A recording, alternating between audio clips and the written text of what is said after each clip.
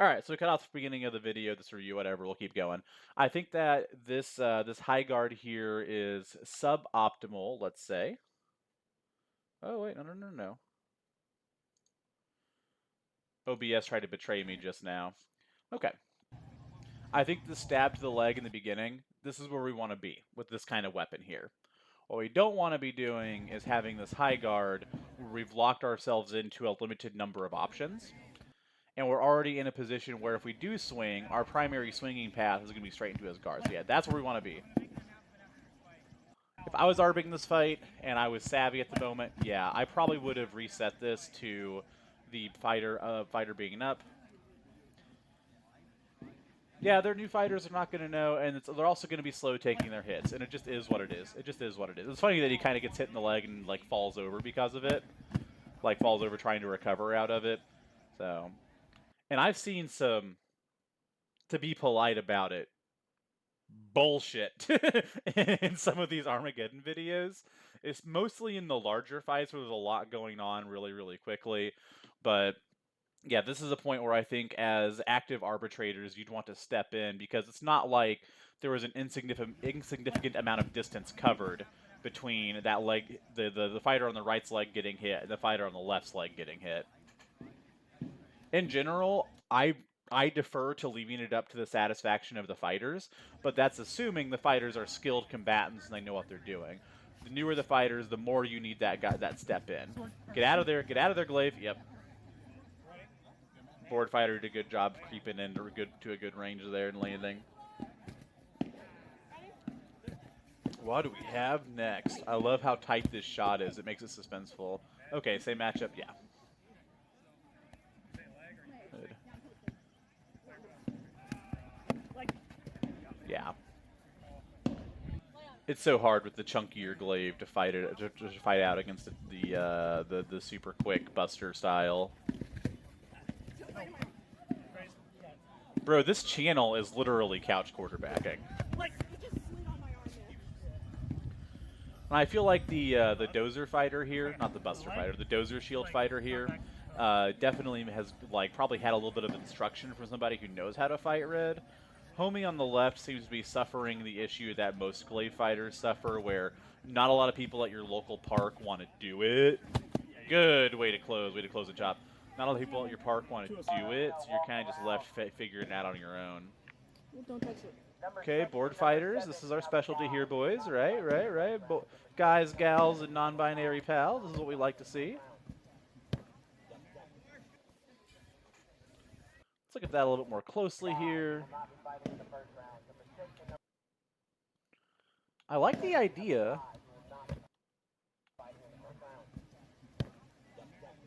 Did this guy get high-crossed and lose his shield arm? I know it's happened to me, but boy.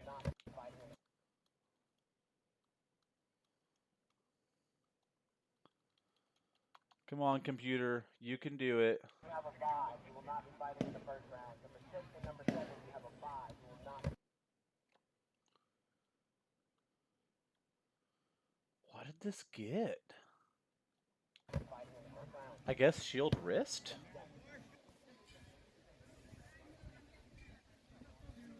Yeah, I got some self-consciousness issues. I really don't like looking at myself on video. It's more about body image than about anything skill-related.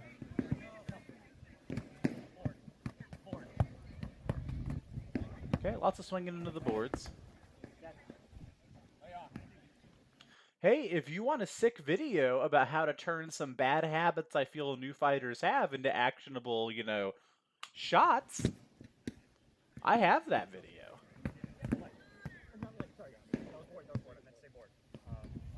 So, he meant to say board, but he called leg. Let us divine.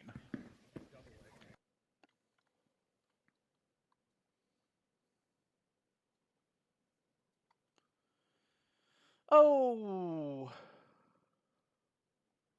It looks like it might cleanly miss. In this shot, it's hard to determine whether the sword's on the inside or the outside. In the next YouTube frame we get, it looks like it didn't make any connection at all. I think everybody does that across the board. At least I hope they do. Okay, still going to call the leg on it. I agree with that. No? Okay, fine.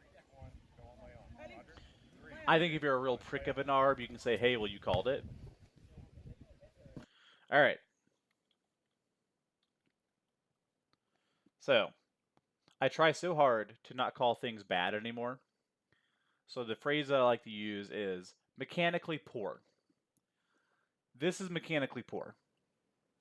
Now, it's perfectly fine to do mechanically poor things if you're trying to gain a strategic advantage from it. You know, is this a bait? Because if this is a bait and this fighter has a plan to play around it, this is fine, right? Like, this is mechanically poor but could be strategically strong.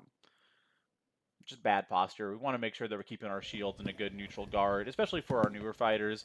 I would not assume this person has a plan there where they're baiting the arm. If they were trying to bait the arm, I would probably try to instruct them that, like, you probably don't even want to try that. Just focus on your fundamentals. Ooh, we got a droopy. We got a droopy sword.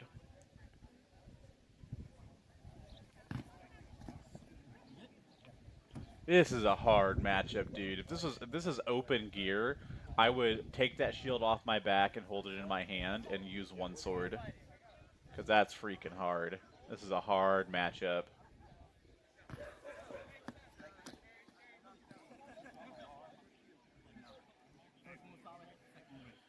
It looked like arm, then blocking with a piece of gear that was being held with a dead arm. But, you know, like we've said, they're new.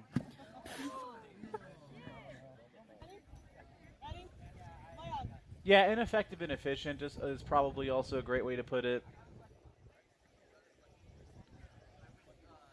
I try to talk to fighters about, like, whenever I see them doing something that looks bad, I ask them, like, you know, what was the plan? What was the goal? Why did you do that?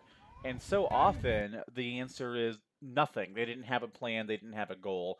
And then we kind of get into talking about slowing things down mentally, slowing the fight down, and actually having a little bit of deliberation behind it. Yeah, because, like, the kinds of criticisms, because this shit is hard, man. And, like, you don't, there are so many things happening so fast, and so many things are the most important thing to be focusing on all at the same time.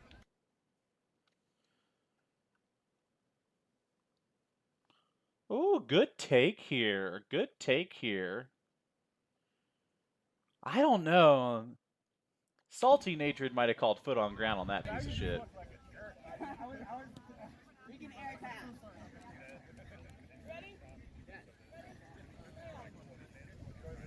He's got no bees. Interesting matchup here. Crank through, crank through, crank, swing, swing, swing, girl, swing, swing, girl. That's frustrating to see. What a good start to that fight. Followed up by not a lot of gas. Great start, great start. Loses a leg. Oh, it comes close to it. Yeah, any point here, knee walking forward, trying to pick up the leg afterwards. That sucks. That's a hard fight to lose.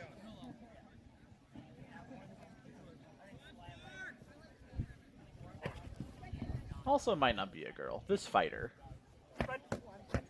Shield gone. Yep, dead. Yeah, red fighter's bout all the way. Yeah, Kurai definitely, and part of me wishes that I could just, like, transmit intent psychically to people, so I could use whatever terms feel most correct to me.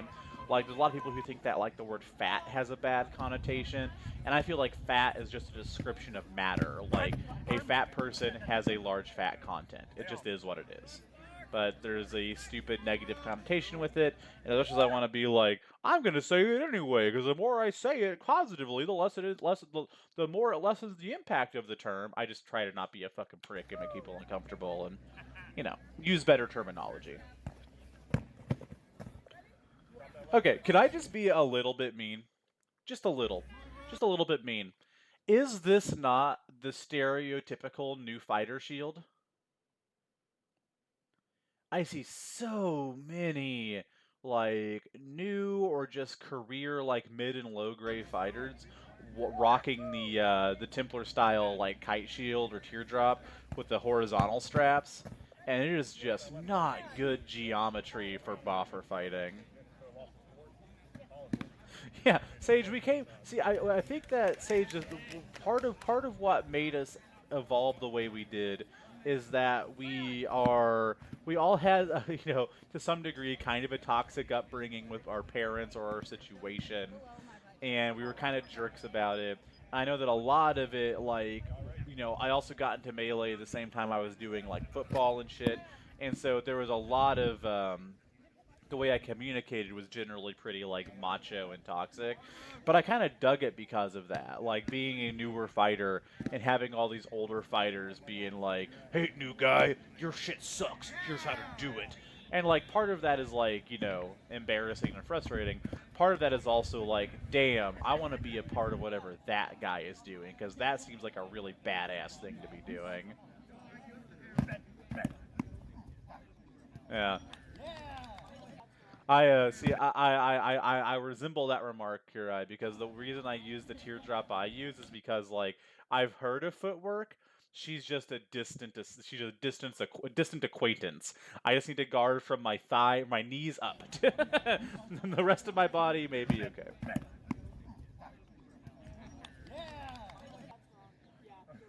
Yeah, good pick there. Good way to crush in and maintain range.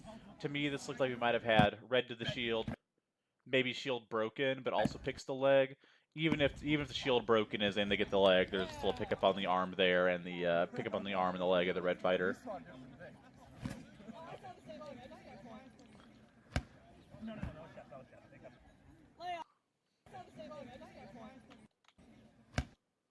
Top of the body, sick. Yeah, good call. Good call. Yep. Now get away safe. Get away safe. Oh, now this is a weird match. This is a weird matchup. It's 0. I don't know why they're asking about his shield health. No, it's that one. Yeah, these are all blue strikes from here on out.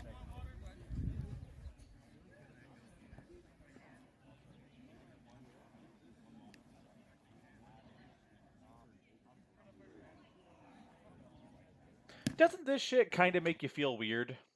Just watching how easily this fighter raises his red weapon. That has to be some of the craziest tech development in foam fighting over the past few years. Just how high-tech reds have gotten. Look how easily he just... Whoop! That's a big fucking red! That's a big front-heavy, like, fucking glaive.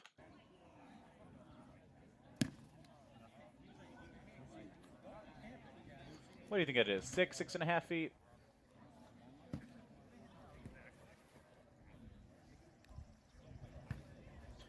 Just do what Angus did. Just break their shield. Literally, physically break their shield with single-handed red strikes.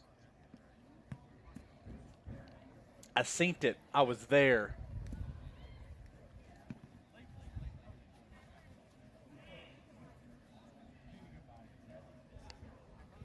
Manicure Eye, when I went to the little DAG event near me recently, AOM was having unit testing, and I got to participate. Yeah, it's probably Carbon. I got to participate in their unit testing as like an NPC, and man, it really kind of felt like old times for a second. Yeah, probably Carbon. Well, it's at least 24 ounces if it's doing red damage.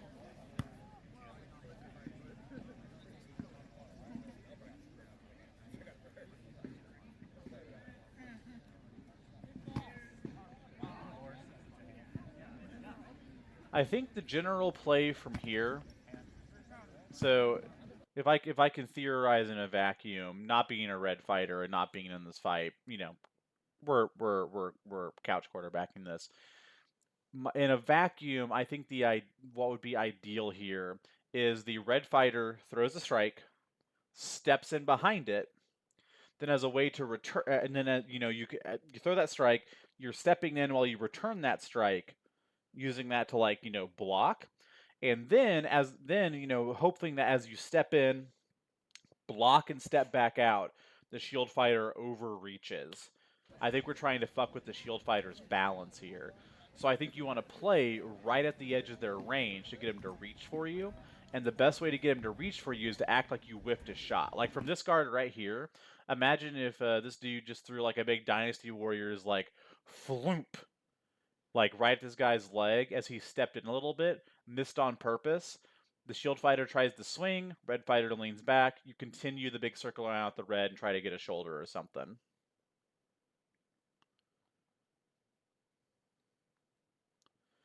Uses the bar for units you're not in. Yeah, for sure.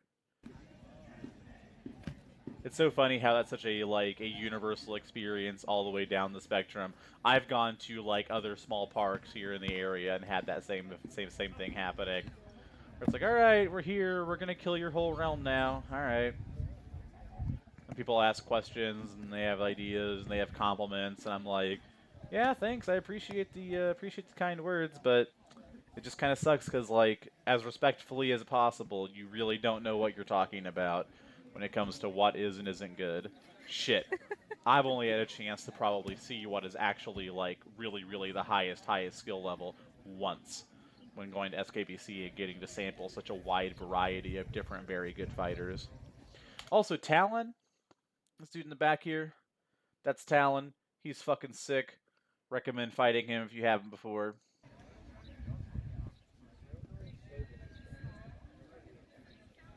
He's one of those persons that's just like, damn, you're good. And you're a lefty. Fuck.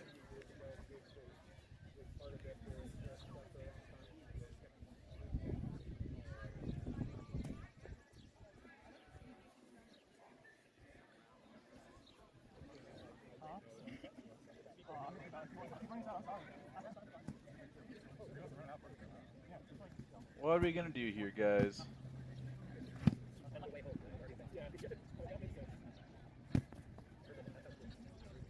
Yeah, like that little like beginning of a charge the board fighter just did there. That's what I mean by getting him to reach. Yep, glance the face.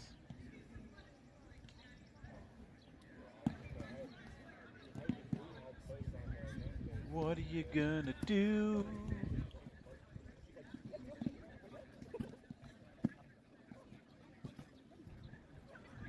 I wonder if you just start trying to throw the mother of all wraps now with this thing. He's thrown so many straight chops with it, I wonder if you want to start trying to roll the wrist over and actually trying to wrap around the shield. See, right there. Okay, so this is what I was talking about earlier. You do something as the red fighter to incentivize the shield fighter to move. And then you plan the actual killing blow for when he's in this position. Now, obviously, you can't do that if you're doing this weird thrusting thing. Your hand's not in a great position for it. But a term I've heard in MMA and like in boxing is hitting on 1s and 3s.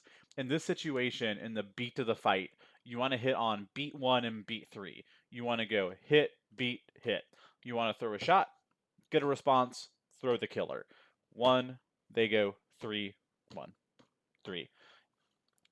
Thinking about that more and more in my own fighting helps me kind of internalize the rhythm in which I want to throw shots and how I want to work on my fakes. Am I hitting on 1s and 3s? Am I double tapping? Am I hitting on 1s and 2s? Sometimes, since some of the most frustrating fighters, like fucking Matt Reynolds, Murdoch here in town, that dude fights on like 1, 4, 5, 8, 12, 13. Like their fucking timing is bullshit. how they fight. It's really frustrating. They'll start throwing a shot, you'll stick the perfect block for it, then reset to guard, and then the shot connects.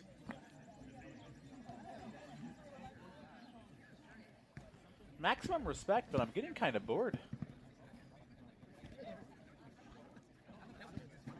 These guys are obviously doing their fucking best, but it's a hard matchup. This is where, in a perfect world of game design, I would say that this is a poorly designed interaction. Yep, again, like that. We threw a 1 to incentivize the board fighter to aggress, and we should be planning to kill on the 3.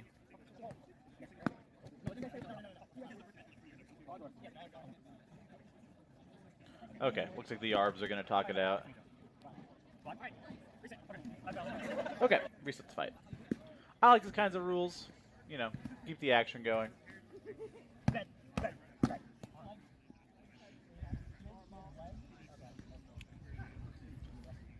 We saw a shield leg. All right, yep, max power, max power, max power, max power. Yep. Everybody, this is your top 4 for the newbie tournament. Tell him, Talon. If you make it to the semis, you earn your name. Actually start putting names on the board. Which I find Thorn and hilarious. Roach in the bar pit. Thorn and Roach in the bar pit. 5 Ristos to the post pit. 5 do you need?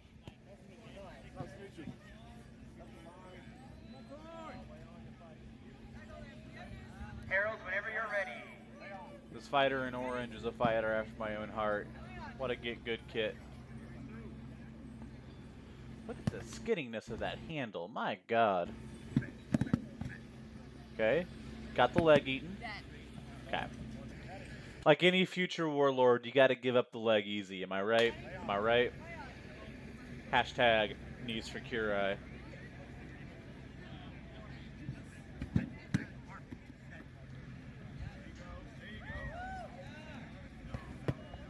Ooh!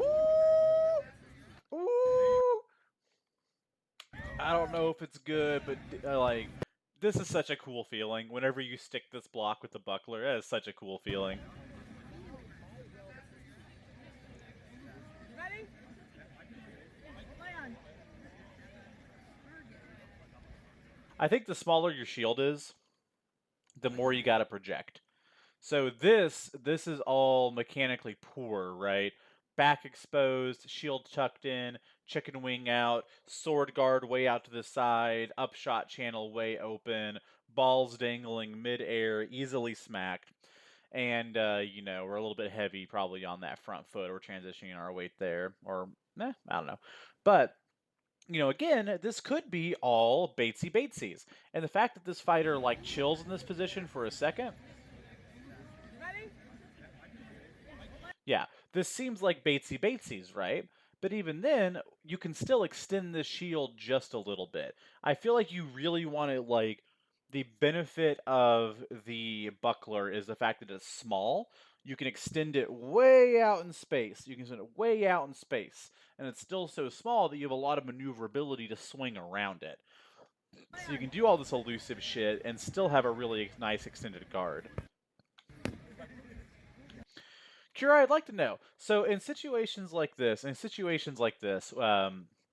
when you are fighting somebody who has a tiny shield, my thought process is always like one of the first things I always want to try is double tapping to see if I can just like throw like an outside wrap, half cock back, throw that outside wrap again, so I can catch them sticking the block, and then in the middle of resetting, hitting them in the forearm. How do you? What are generally like your openings against people who have very small bucklers like this to try to just wipe them off the face of the earth? Also, this is definitely foot on ground, right? Maybe not. Maybe not. Okay, yeah, it was right at the ankle. YouTube doesn't give us a lot of frames. No matter what you record at, YouTube will always compress it. Good pick on the leg. Fight the arm all the way out. Okay. Good fight.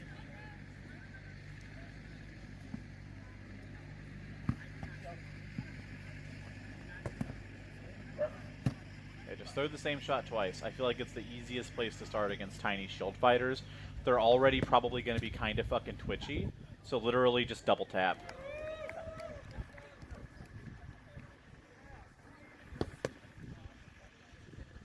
Or, you know, eat the fuck out of a leg. Throw a one leg shot, Orange Shorts. Throw a goddamn leg in there. There we go!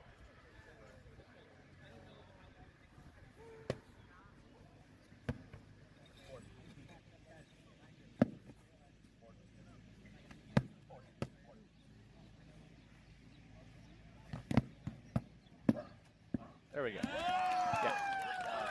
Double taps, and volumes. I feel like is an easy way to beat small shields. Good small shields tend to fake for something and then see how much they flinch and then punish them for it. That's fair. That's fair. I mean, why double tap the same side if you know all you have to do is fake to that side to make that movement happen, then capitalize off of that? I dig it. Punch shielding, I don't feel like is impressive. I feel like it lets you cheat in different ways. I feel like punch shields are one of the many ways you can compensate for bad footwork.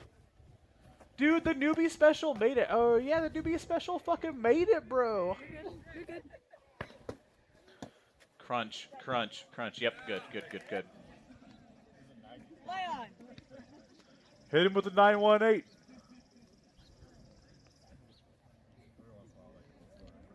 This is me on the sidelines in real life right now. Spin move. Throw a spin move. Do the Brett. Do the Brett money. Oh, this person is nice, dude. This person is nice. That is such a nice way to say that, Kurai. Small punch works on gambling. Maybe that's why it's so fun. Look at how nice this fighter is in orange. So, like, fucking 21 to 25-year-old Nate, the second your sword touches the ground, I'm going to try to step on this and shield check you over and hit you in the ass. Maybe they just didn't notice, but yeah.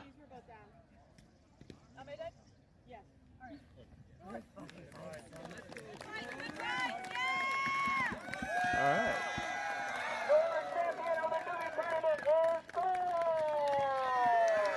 Oh, big congratulations. That's awesome. How awesome must that be to be like a newbie and go to fucking Geddon and like win your newbie tournament? Also, Kurai, I am intensely interested in your thoughts on this video. I'm sure you've seen it. I'm going to go ahead and send it to you on Facebook because my first opinion when I saw this was this shit is absolute hogwash. I've been watching all this SKBC footage. This seems so strange to me. Like, the shield manipulation just seems to open you up for wraps.